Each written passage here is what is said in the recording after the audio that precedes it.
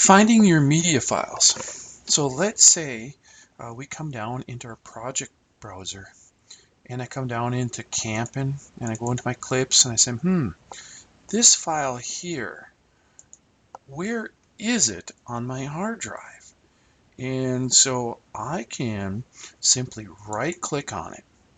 I can go to Reveal in Explorer, or else I can do Reveal in Finder if it's a Mac. And I say, okay, Reveal in Explorer, and it's going to show me where this file is on my hard drive, extended hard drive, or wherever. It's going to show me the path and the folder in which this file is in. And so this is useful if we store media on different hard drives, different external hard drives, or if we renamed our clip.